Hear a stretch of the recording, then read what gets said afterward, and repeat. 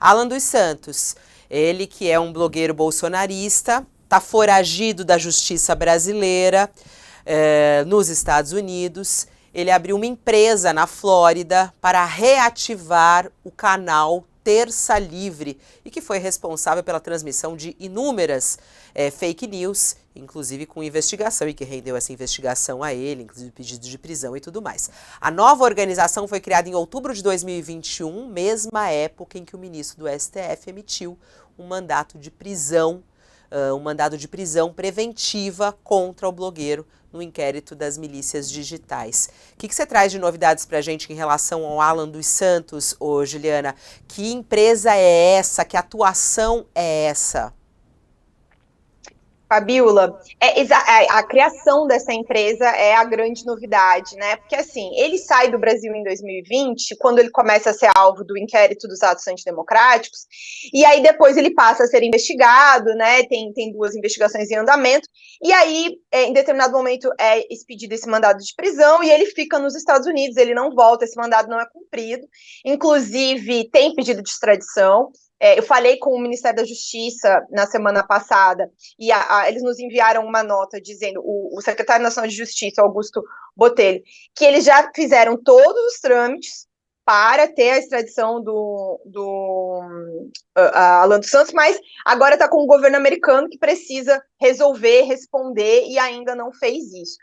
Mas o que acontece, né? Ele tinha o Terça Livre, e aí, enfim, o Alexandre de Moraes, em função das investigações, vai determinando uma série de proibições de uso de redes sociais e tudo, e o Terça Livre vai minguando.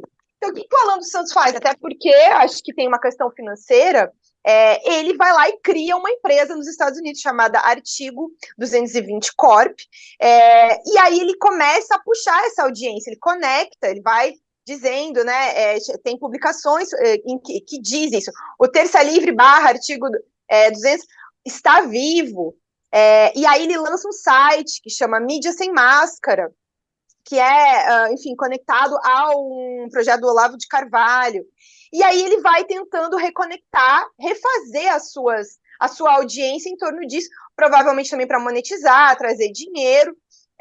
E, enfim, essa reportagem, inclusive, faço questão aqui de registrar, né? Ela é feita dentro do consórcio e ela é assinada pela Laura Scofield, Mayara Teixeira e Anica Grosser, que são alunas da Columbia University.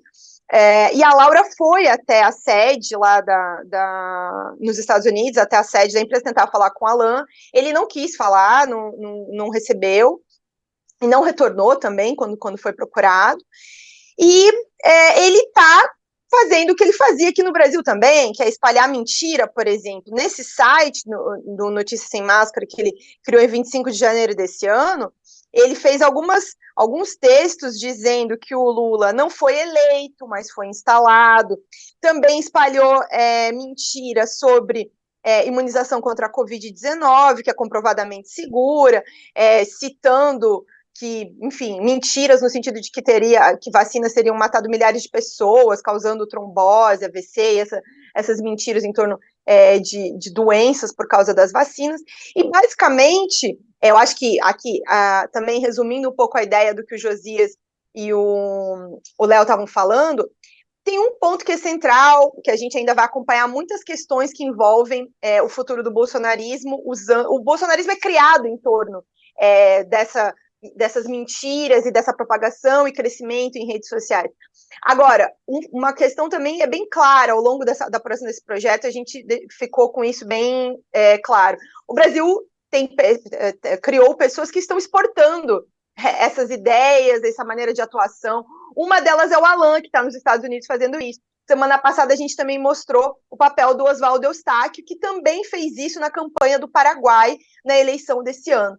Então, assim, essa articulação internacional serve de algum jeito para se alimentar internamente e externamente. Um puxa o outro na tentativa de manter essa maneira de fazer política usando mentira pelas plataformas das redes sociais.